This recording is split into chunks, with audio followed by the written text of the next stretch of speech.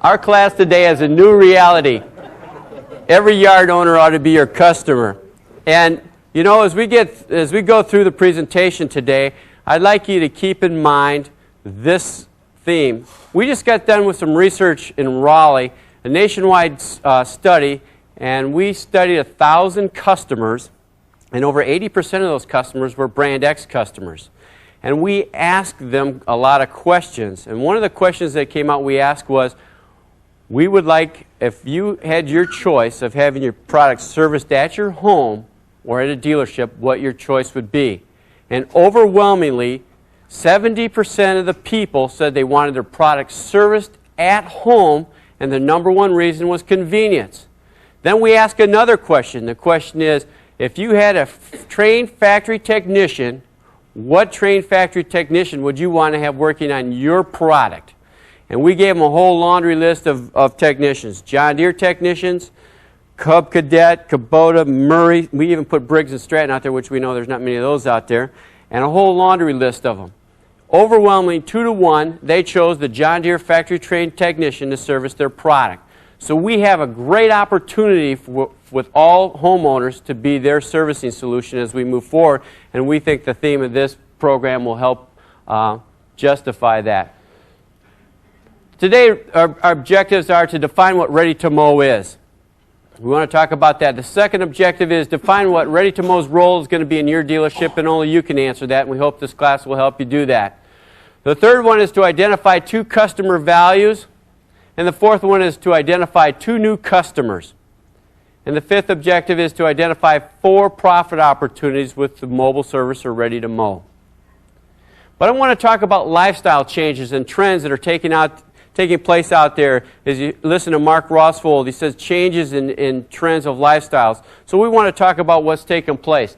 You know, in the past, customers were more knowledgeable about how to maintain their equipment. They also had more spare time to maintain that equipment. But you know, in the present, customers are finding less free time to properly maintain their equipment. We've got more recreational activities offerings than we've ever had before, so when we've got free time, we want to have something that we enjoy, to do something we enjoy. We have family commitments. If you have children, you're toting them all over the place. We're busier than we've ever been before, so we surely don't want to maintain that equipment. Customers are operating their equipment beyond the scheduled maintenance, which is resulting in breakdowns, and you see that in your dealership. And the next one, customers aren't happy with having to wait for their mowers to be serviced. Now think about this. Where do you have your automobile serviced if you don't have it at your dealership? Jiffy Lube, Quick Lubes. And what do they tout for service? We have a place in Raleigh that says Quick 10. They tout that they can get your automobile in and out of there in 10 minutes to have it serviced. Customers expect that kind of service for their automobile, and they're expecting that same kind of service for mobile service, and we need to address that convenience for our customers. Customers aren't looking for someone, they're looking for someone that can provide that fast, convenient service, and we think the Ready-to-Mow program will do that as we move forward. In the future, customers are even having less free time than they've got today. And customers are becoming more aware of the advantages of properly maintaining their equipment. And we're going to do that with our readytomow.com website that we currently have out there. We are going to make sure that the information is readily available. We are in an information world, and if you don't look, just take a look at, oh, I'm kind of wired. I've got wire on this side. I've got a wire on this side. I've got a phone over there. We've got beepers. We've got email. Everybody's got information at their fingertips. And that's the way the new generation is going to be. So they're going to understand how to maintain their equipment. Customers are going to find that fast, convenient, and affordable service for their local ready-to-mow dealer, and we think that that's going to happen. But you know, the last bullet there, John Deere dealers are going to be the #1 choice for service for all makes of outdoor power equipment. I have about 6 slides that come right after that last bullet, and I want you to follow close attention to what's taking place in our industry as we move forward. Think about some different lifestyle changes that forced industries to adapt. When did the CD-ROMs come out? About 10 years ago. 10 years ago, there was only 2 ways to get a recording home. One was a vinyl record and one was a tape. 87% of all the recordings taken home 10 years ago were on a vinyl record. If you were a vinyl record manufacturer 10 years ago and you didn't adapt to the lifestyle changes of what's happening in your industry and start producing CD-ROMs, where are you today? You're out of business. You're completely out of business. Things are changing, and we're going to have to adapt our business models to make sure that we are ready for the new millennium, which is only a few weeks away, and we can take advantage of what's going to be offered to us as John Deere dealers in the future. Think about something as simple as communications. We used to have fax machines. Today, you can't even find a fax machine. They're bundled up with scanners and printers, all kinds of things, because they're basically obsolete, because emails made them obsolete. Computers, think of that. 20 years ago, the only way you could get a computer was a huge mainframe system, and I'll bet you every one of the people in this room have a PC someplace at their access every day at work. We think that, you know, the PCs basically today have over 50% of all the revenue in the computer business, and if you were a computer manufacturer 20 years ago and didn't start building PCs, you basically lost 50% of the market that was already there for you. Think of something as simple as grocery sacks. We've gone from paper to plastic. Think about gas stations a minute. 20 years ago, the only place that you got your automobile serviced was at the local gas station. The gas stations thought, well, we're going to add more convenient items. We're going to add milk and bread, etc. And so they said, we're going to add more revenue to our business. They didn't tend to the business that was they already had, the service business. And so they displaced those garages. And now all you see out there is mini marts. And then a whole new industry evolved, the quick lubes, the jiffy lubes, those types of industries evolved because the gas stations didn't attend to their business. And we need to attend to our service business so that doesn't happen to us as we go into the future. Think about this a minute. What would you do with product that had sales like this? 1985, about 40,000 units. In 2000, we have about 20,000 units. When I was a territory manager, I see some dealers in the room here that I used to call, and I could tell you what they would have told me, but I can't repeat that in this class. But what you would have told me is you need to change it, upgrade it, or to get rid of it. That's what you would have done with a product that had sales like this. But you take a look, this is not sales. These are the projected dealer population in the outdoor power equipment from Yard and Garden magazine as the source. These are all the servicing dealers out there, you included in that mix, but the Toros, the Cub Cadet dealers, anybody that's servicing and selling product in the outdoor power equipment industry. And in 1985, there was about 38,000 dealers. The year 2000, today we have about 23,000 dealers left. And by the end of year 2000, we're going to be under 20,000 dealers. We sure don't want the John Deere dealer to fall victim to that, and we haven't. We've kind of held that attrition off by adding features and benefits to products. In fact, we've gained huge market shares because of the product that we've introduced over the years.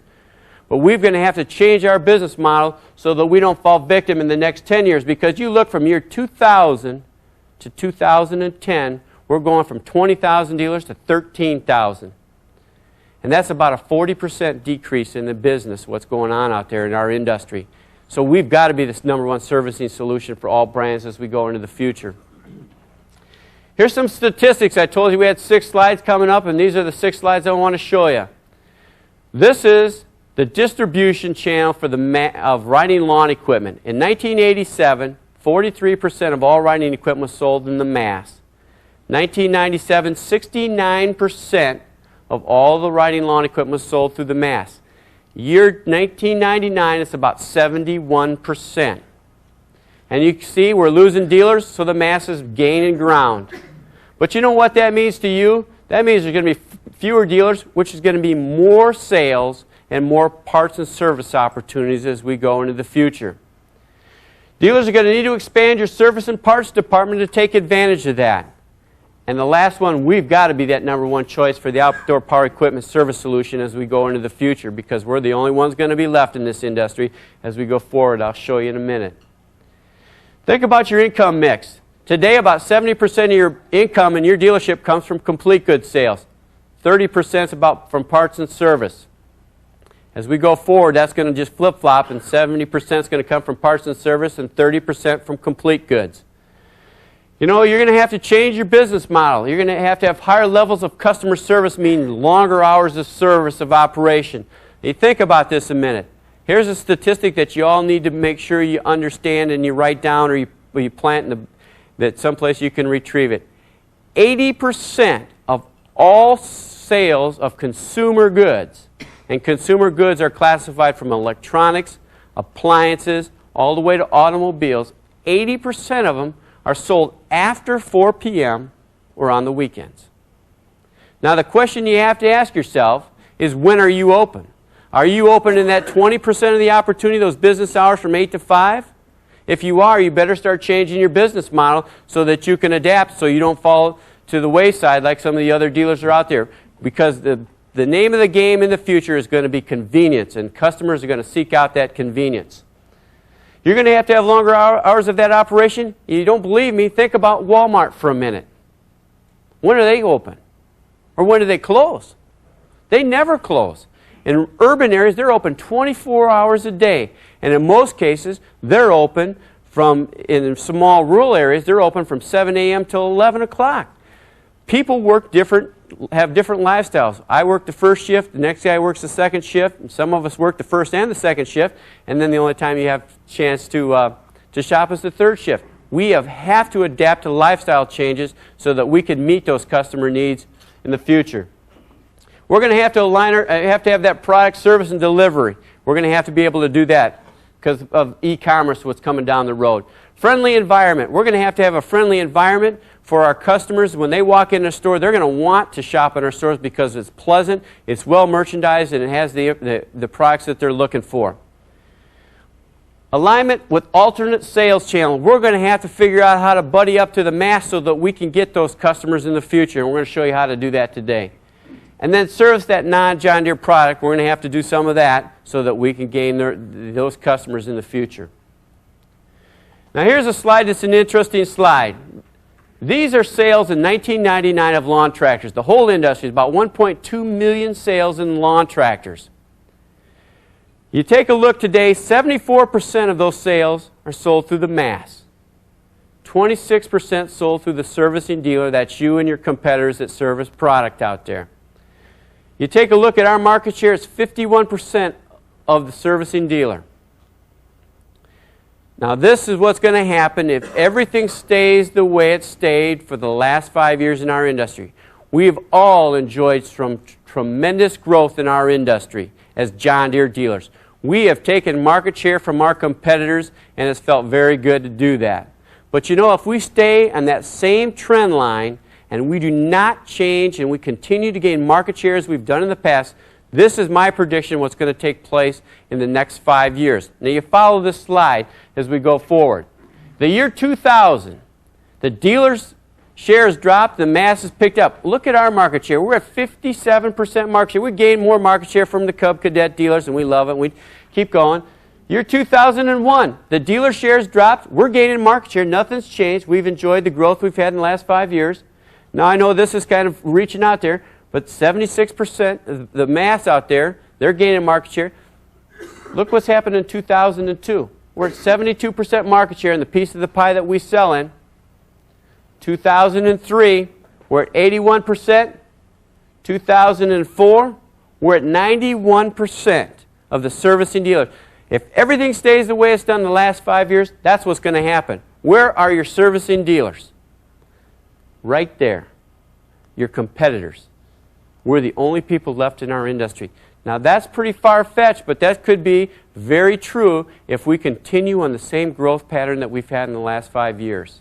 So we have to be the #1 servicing solution for all brands out there in the future. Because we sure don't want to hit a wall. We have got to figure out a way that we can get into this mass business, and we're going to talk to you about that. But we've got to be able to get in that red zone like a football team, and we've got to be able to service the competitors the next time they'll buy from you. Here's a quote. Anybody ever read any books from Tom Peters? Anybody ever heard of Tom Peters? Tom Peters has written a book, A Passion for Excellence and A Search of Excellence. He's a well-renowned researcher and an author. And the Baldrige Award was kind of patterned after what he's done in his business. He's taking care of his customers. But he makes a quote that's pretty outstanding there. It says, without stunning the sustainable service advantage, you can take your top quality product and shove it. We have got to take care of customers after the sale, and we think with a mobile service, adding that convenience to our customers as lifestyles change, we're going to be able to do that, and we're going to retain customers and also gain the mass business in the future. The Kiplinger letter. Anybody ever heard of the Kiplinger letter? We've all kind of heard of it probably one time or another. But the Kiplinger letter is a leading forecaster of business and economic trends.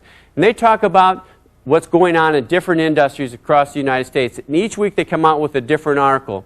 It just so happens in the April 23rd issue in 1999, it was the lawn and garden industry's turn to be in that box. And this is what the letter is. I have it right here in my hand. It says, beef up your service and repair departments.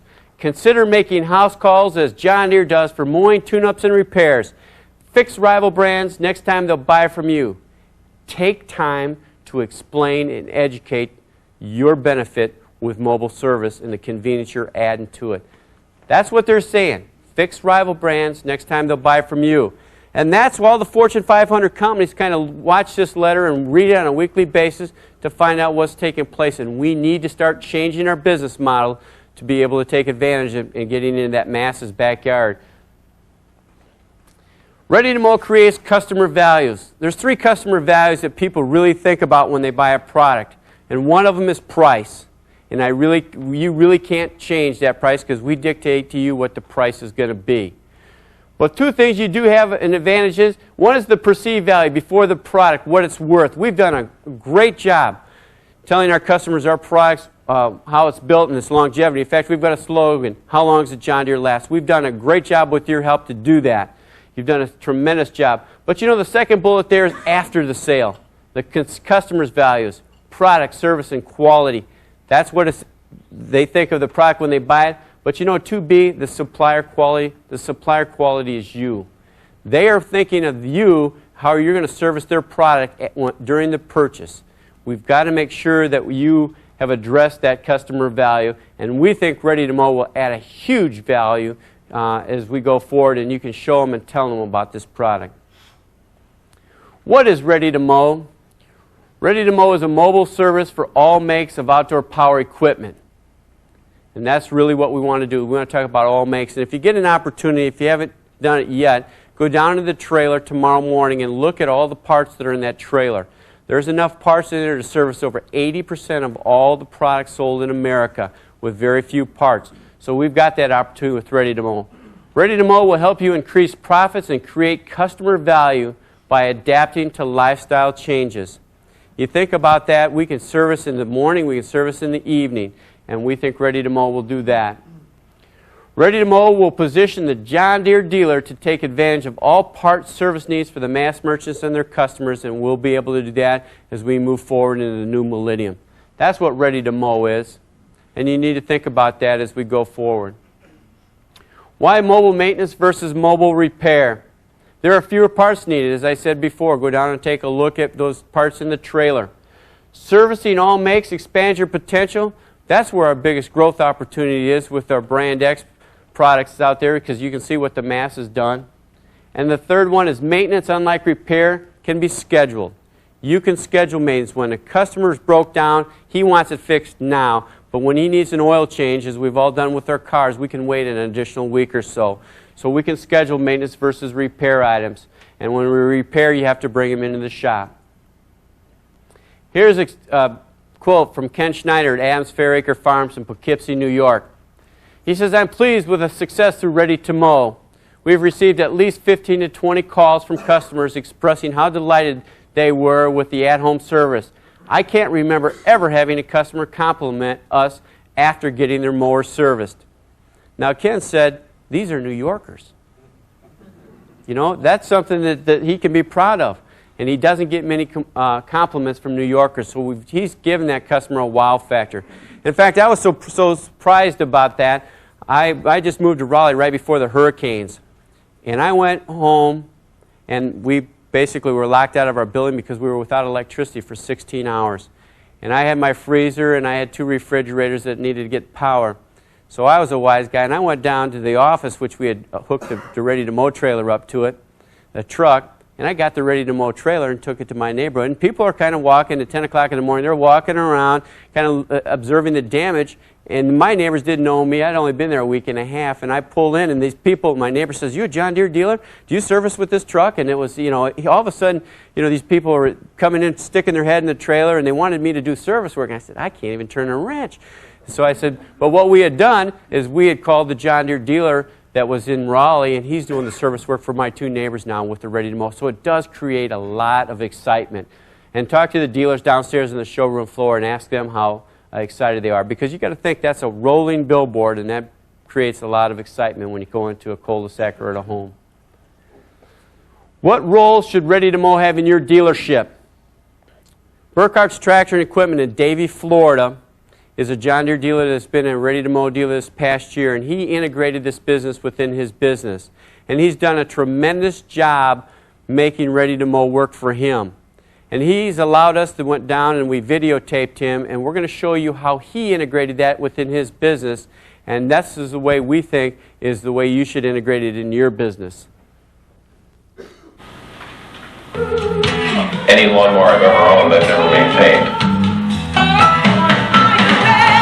Customers are looking for it. It's the product they want. It's given us a great opportunity to reach customers that we have never had a chance to reach in the past. Now you got something to talk about. Your customers in the screaming town. Now you got something to talk about. Ready to mow.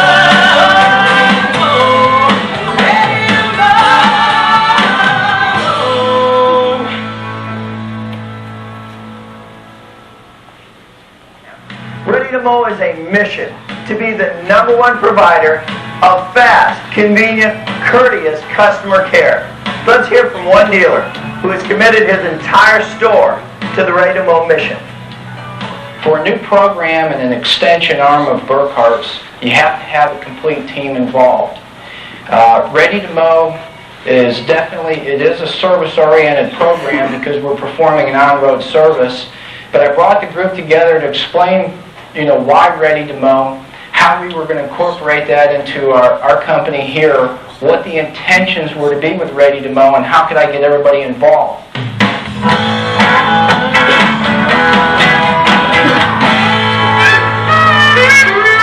Part of my job is to coordinate all of the parts to be packaged, picked, placed on the trailer and in the truck prior to the technician going out to the job site. It's very important that, as being parts manager, that I not only pick the proper parts, but to have the material here the day of the service call to make sure that when the technician gets to the job that he can efficiently complete the job.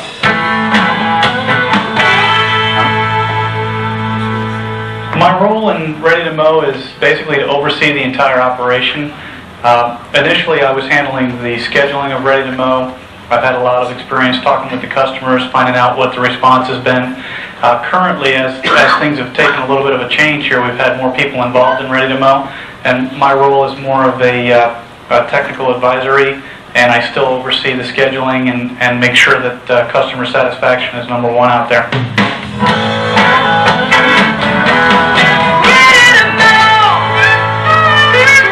Well, my role basically in the Ready-to-Mow has been to really get the name and the recognition out in front of our customers, which we do on an everyday basis here. I've got a salesman that works under me as well as our parts counter people. And if you notice, we're all wearing the RTM buttons, and we have the banners, and the equipment is all tagged, and we mention it virtually to every customer. They're buying a quart of oil or a spark plug or a set of blades. We have been conditioned to tell these customers about our Ready-to-Mow program, and it's really taken off.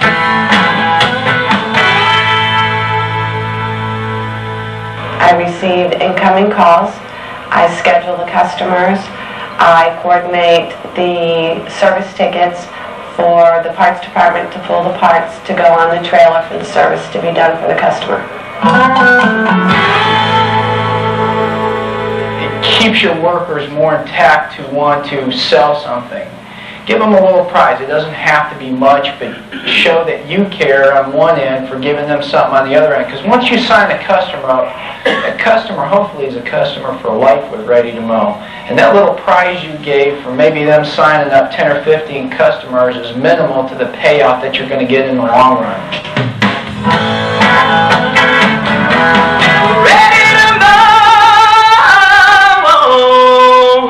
It's really grown so fast, I don't think anybody had any idea it was going to do what it's doing. And the potential is even greater. I really think, just as an interested observer, and I've been in this business about 15 years now, the potential is there to maybe have 2, maybe even 3 ready-to-mow trailers on the road year-round. I would just caution dealers that to be patient with the program. I think it's a very, very viable thing. It's taken off greatly for our company. Most important aspect that we found is keeping it out in front of the customers. It's actually been an added benefit to Burkhart's tractors for a lot of new customers in the store. People now are aware that we're in the community. I think as a whole, the Ready to Mow program will really build and develop a strong service relationship with our customers in this area. Ready to Mow will help our business not only move into the future, but it moves us into the present. If we look to the future, we made this Ready to Mow. We need to come into the present because the future is here, it's now. Our vision with Ready to Mow is to grow relationship today, which builds our business for tomorrow. Now you got something to talk about. Ready to mow. Ready to mow. As you see, Richard has integrated this within his business, a business within a business. He's done a tremendous job doing that. If you get a chance to go downstairs tomorrow, or you see Richard, since we've made him famous now, throughout the presentations today or at lunch, talk to him about how he's integrated that business within his business. And he's been very, very successful. And that's the way we think it should be done if you choose to be a ready-to-mow dealer. You know, Yard and Garden magazine says this. It says you need a professional breakthrough in marketing. Create a service-oriented idea. And we have done that with Ready to Mow. We are the first people who have had mobile service in our industry. Since then, Toro now has 4 trailers out there, and we understand MTD has a couple of trailers out there. So they're going to try to play catch-up with us, and we think we've got a great opportunity to add customer convenience and affordability in the future. It says customer wow factor. You think about a customer wow factor. Ken Schneider from Poughkeepsie, New York, he wowed New Yorkers, and he says it's a great opportunity, and we think it's going to be very, very successful in the future. Charge a premium for premium service. They say to do that, and we think that you need to do that. You need to make full list price on your products. And if we've got a Yankovic Partners, who is a research company for us at Deere & Company, they say that customers are willing to pay 58% more if they're guaranteed, or excuse me, 58% of the customers are, yeah, we like that, 58%. 58% of the customers would be willing to pay 10% more if they were guaranteed better service. I'm not telling you to stand up your customers, but what I am telling you to do is make full list price on your service sales and your parts sales with this, because this is adding huge convenience to our customers as we go forward. The markets for Ready to Mow are at-home service for that premium customer, that John Deere customer of yours. On-site service, that commercial customer, that's the guy that expects service. He bought from you. And we have an opportunity to do that. In fact, some of the dealers are running 2 shifts with these ready-to-mow trailers. One in the AM or the daylight hours for the homeowners. In the evening, they're doing it for their commercial customers. And in fact, there's a dealer in Toronto, Canada that's got 250 schools, the Toronto School District, and he's servicing all those. Every location has a lawn tractor and a walk-behind mower. We have dealers that are doing commercial customers, the customer that is an owner-operator, and he's got 4 or 5 crews, but he doesn't have enough service savvy or doesn't have the time to do it, and on a weekly basis, he's changing the oils and the filters, etc., and he's done a contract with that. So you have the opportunity for those commercial customers also. All makes customers, those mass customers, those people who buy from the Lowe's and the Home Depots, those types of customers, we have to service those products now, so in the future we can make them our customers, that I showed you before, and Kiplinger also says that. Set up mass merchants, the Home Depot, you have opportunity with that. We have a program right now that we're going to do the setup work for Home Depot in year 2000. You also have that opportunity with Lowe's and Walmart's. There is some great profit potential. You're selling service here So don't think of them as a competitor. You have a great opportunity to make a lot of money with income. In fact, that's really what we're in business for, is to make money with this. Now here's the dealer and consumer tractor in Franklin, Tennessee. James Jewell, he's down on the showroom floor. He'll be down there tomorrow. He's also walking around. But here is his income for 1999. He has 3 trailers. He got the trailers in the 1st of February. So from the 1st of March to the end of November, this is the revenue that he's done. At-home service and on-site service were his John Deere customers. He has 1 trailer devoted to that. He's generated over $70,000 worth of revenue from that 1 trailer. He has 2 trailers that are dedicated only to the Home Depot. And he sets up all Home Depot products. He has 8 Home Depot stores in the greater Nashville area. He's done $130,582 worth of revenue from that. Here's an interesting story he told me last night. He collects all the warranty claims for, warranty registrations from Home Depot. He had an opportunity to collect about 60% of them this past year, which was about 900 units. He added those to his customer database. He sent a winter service special out in September that's not on here, and he generated $60,000 plus more dollars worth of revenue for doing home winter service specials on Scott's products. So if you take a look at those numbers and add another $60,000 to it, he's at about $260-some thousand of revenue that he's generated with Ready to Mow.